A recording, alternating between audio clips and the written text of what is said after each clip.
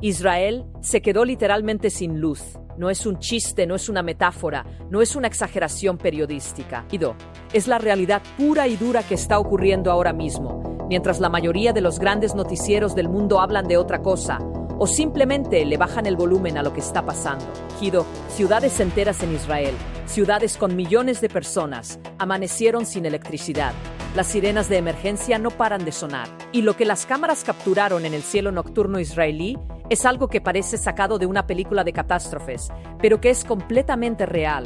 Bolas de fuego gigantescas, columnas de humo negro y naranja que se elevan decenas y decenas de metros hacia el cielo, iluminando la oscuridad de la noche, como si de repente fueran las 12 del mediodía. Todo eso ocurrió porque Irán lanzó una lluvia de misiles balísticos directamente sobre el corazón energético de Israel, y el blanco elegido no fue ningún objetivo militar, no fue ningún radar escondido en el desierto del Negev. El objetivo fue la central eléctrica Orot Rabin, la planta de carbón más grande que tiene todo Israel, ubicada en la región de Hadera. Y eso, que alguien lo entienda bien, no es un detalle menor. Atacar la planta eléctrica más importante de un país es atacar el corazón mismo de su funcionamiento. Sin electricidad no hay hospitales operando al 100%, no hay agua potable que llegue a los hogares, no hay comunicaciones, no hay semáforos, no hay nada. Es dejar a un país entero de rodillas sin necesitar disparar una sola bala más. Los videos que están circulando por redes sociales, esos que los gobiernos y las plataformas digitales están tratando de borrar lo más rápido posible, muestran exactamente lo que se está describiendo aquí.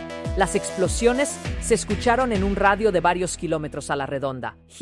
Gente que vivía a grandes distancias de la planta reportó haber sentido la vibración en el suelo, en las ventanas, en las paredes de sus casas. Y lo que más aterra de todo esto, lo que los medios occidentales no quieren admitir abiertamente, son los cortes de electricidad que se registraron en múltiples zonas al mismo tiempo, de manera simultánea. Netanya, zonas de la región central, áreas densamente pobladas que de un momento a otro se hundieron en la oscuridad más absoluta. Y frente a toda esa evidencia, frente a todos esos videos, frente a todos estos testimonios de gente que vivió el apagón en carne propia, ¿qué fue lo que salió a decir el gobierno de Benjamin Netanyahu? Salió a decir que no pasó nada grave. Hay un dato que necesita grabarse en la memoria porque va a ser clave para entender todo lo que viene después. Exactamente esa misma semana en que Irán atacó esa central eléctrica, se publicó un video que mostraba las imágenes reales del impacto de un misil iraní sobre una zona residencial israelí. Un misil con una cabeza explosiva de 100 kilogramos. En las imágenes se podía ver el cráter que dejó en el suelo, los coches aplastados y retorcidos por la fuerza brutal del impacto, la destrucción real, la que nunca aparece en los reportes oficiales del gobierno israelí, ni en los noticieros que dependen de esas fuentes para trabajar. ¿Y saben qué pasó con ese video pocas horas después de publicarse? Desapareció, lo bajaron de la plataforma, lo borraron sin dejar rastro. Un equipo completo tuvo que trabajar contrarreloj, editando, cortando, ajustando el contenido para que pudiera seguir circulando sin ser eliminado de nuevo. Y eso hace surgir una pregunta que no tiene respuesta cómoda. Si eso le pasa a un simple vídeo en Internet, si así de rápido y así de eficiente actúa la censura contra imágenes que muestran la realidad del conflicto, ¿qué está pasando con todo el material que viene directamente desde adentro de Israel? ¿Cuántas imágenes, cuántos videos, cuántos testimonios está bloqueando activamente el gobierno de Netanyahu para que el mundo no vea lo que realmente está ocurriendo en su propio territorio? La respuesta no es simplemente propaganda política de manual, es pánico institucional. Es el pánico de un gobierno que sabe muy bien que si la gente ve la realidad completa, el apoyo popular a esta guerra se desmorona en cuestión de días. Hay que hablar de Donald Trump, porque sin él no se puede entender absolutamente nada de lo que está pasando. Trump llegó de vuelta a la Casa Blanca prometiéndole al mundo entero que él personalmente iba a resolver el conflicto de Medio Oriente en 24 horas. 24 horas, así de sencillo y así de arrogante lo pintó. Pues bien, hace pocos días este mismo hombre anunció lo que él llamó una tregua unilateral, un compromiso solemne de no atacar instalaciones eléctricas ni nucleares de Irán. 5 días de tregua, un gesto de buena voluntad según él. ¿Y saben qué fue lo primero que pasó después de ese anuncio? Israel, el aliado más cercano de Washington, el país al que Estados Unidos le entrega armas de última generación, miles de millones de dólares en ayuda económica y protección diplomática en todos los foros internacionales. Israel fue el primero en violar esa tregua. No fue Irán el que la rompió primero, fue Israel. Y entonces Irán respondió de la única forma que en este momento sabe responder, con misiles. Y la central eléctrica Orot Rabin pagó el precio. Y ahora son las ciudades israelíes las que viven en la oscuridad. La ironía es completamente devastadora y no tiene pierde. El país que lleva meses bombardeando sin parar la infraestructura civil de otros territorios. El país que tiene a Gaza convertida literalmente en un campo de escombros donde no queda prácticamente un edificio en pie. Ese mismo país está descubriendo ahora en carne propia lo que significa quedarse sin electricidad, lo que significa mirar al cielo de noche sin saber cuándo ni dónde va a caer el próximo misil. Pero hay que entender el panorama completo, porque esto va mucho más allá de un apagón en Tel Aviv. Desde que empezó este conflicto, Estados Unidos ha perdido cosas que ningún analista serio hubiera proyectado posibles hace apenas un año y medio. Trump perdió bases militares en la región, perdió radares, perdió barcos de guerra, perdió aviones militares y perdió algo que en el Pentágono duele más que todo lo demás junto. Perdió la autoridad operativa de sus portaaviones, el TUSC Gerald Ford y el TUSC Abraham Lincoln. Esas dos enormes moles de acero que representan lo más caro y lo más poderoso que tiene la Marina de Guerra más grande del planeta, están fuera de combate.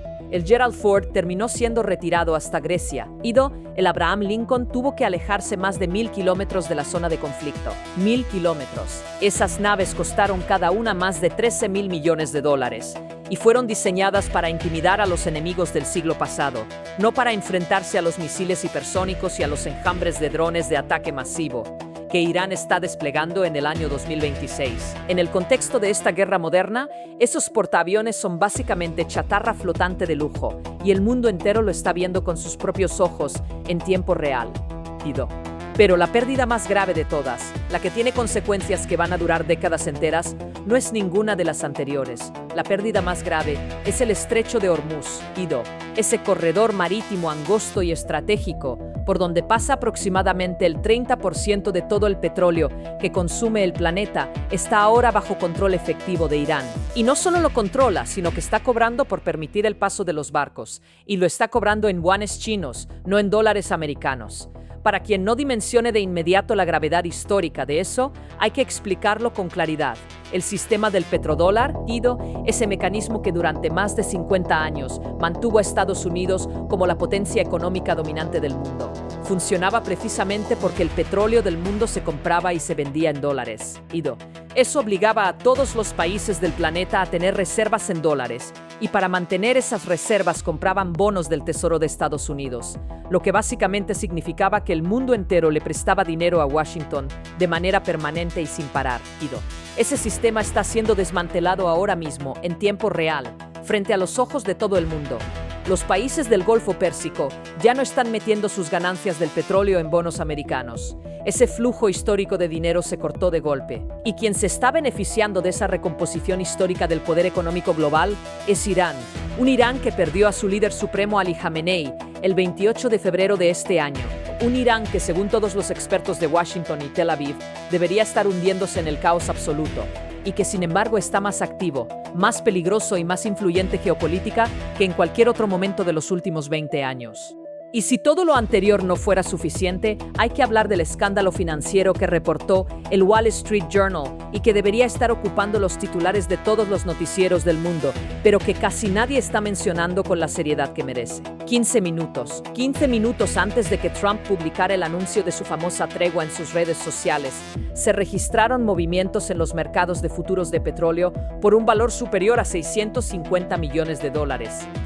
650 millones de dólares moviéndose en apenas 15 minutos. Alguien vendió contratos de futuros de petróleo a precio alto, exactamente antes de que el anuncio de la tregua hiciera bajar ese precio de manera automática e instantánea. Eso significa que alguien tenía información privilegiada. Alguien sabía lo que Trump iba a publicar antes de que lo publicara. La pregunta que tiene que hacerse cualquier ciudadano con dos dedos de frente es una sola. ¿Quién tenía esa información? ¿Cómo llegó a los mercados financieros antes del anuncio oficial? ¿Está el presidente de Estados Unidos usando los conflictos bélicos internacionales como herramienta de especulación financiera personal o para enriquecer a su círculo más cercano? Porque si la respuesta a esa pregunta es sí, no estamos hablando de incompetencia ni de un error de cálculo político. Estamos hablando de una traición directa, estructural y completamente deliberada contra los propios ciudadanos estadounidenses. Eso no es un escándalo político normal. Eso es algo que en cualquier otra época hubiera sacudido los cimientos del sistema entero. Y por si todo lo anterior fuera poco, Trump salió a declarar públicamente que Irán le había enviado un regalo, que el presidente iraní había venido a verlo personalmente y que le habían entregado algo de mucho valor relacionado con petróleo y gas, que están haciendo tratos y que todo se va a resolver muy pronto. Todo eso suena muy bonito y muy tranquilizador. Pero hay un problema enorme con esa historia. Es completamente falsa. El gobierno de la República Islámica de Irán salió a desmentirlo públicamente, sin eufemismos, sin lenguaje diplomático suavizado, sin dejarle ninguna salida elegante a Trump.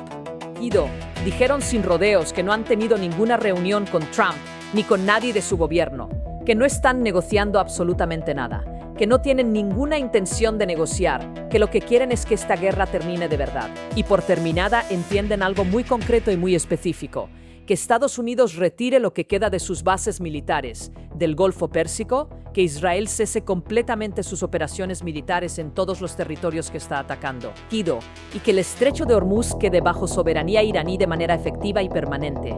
Esas son sus condiciones reales. No hay mesa de negociación secreta, no hay regalo misterioso, no hay trato en camino. Hay misiles sobre centrales eléctricas y un mensaje geopolítico que cualquier persona puede leer sin necesidad de intérprete. Tanto es el ridículo de la situación que en las redes sociales de Estados Unidos están circulando memes que retratan perfectamente el momento. Uno de los más compartidos muestra a Trump recostado en el diván de un psiquiatra y el médico le dice: los iraníes con los que llevas 2 días hablando están aquí en el cuarto con nosotros en este momento. Amigos imaginarios, negociadores imaginarios, tregua imaginarias. Eso es lo que tiene Donald Trump mientras los misiles siguen cayendo en la realidad. Hay que hablar también de lo que está pasando dentro de Israel, porque eso también está siendo censurado de manera activa y sistemática, según reportes que están siendo suprimidos por los algoritmos de las plataformas digitales, pero que han podido verificarse de manera independiente. Israel está experimentando una degradación de su infraestructura básica a una velocidad que ningún analista proyectó posible hace apenas 12 meses. En algunas zonas no hay agua potable, los sistemas de alcantarillado están comprometidos. Los búnkeres y refugios que se supone deben proteger a la población civil están siendo alcanzados por los misiles, el Iron Dome, el Arrow, el David Sling, todos esos sistemas de defensa antimísiles que Israel presentaba al mundo como la tecnología más avanzada del planeta. Han demostrado que tienen límites muy concretos y muy reales cuando el volumen de misiles lanzados simultáneamente supera cierto umbral crítico. Los aeropuertos han sido atacados, las refinerías han sido atacadas y ahora las centrales eléctricas son el objetivo número 1. Israel despertó a un gigante pensando que iba a ser una campaña rápida y quirúrgica.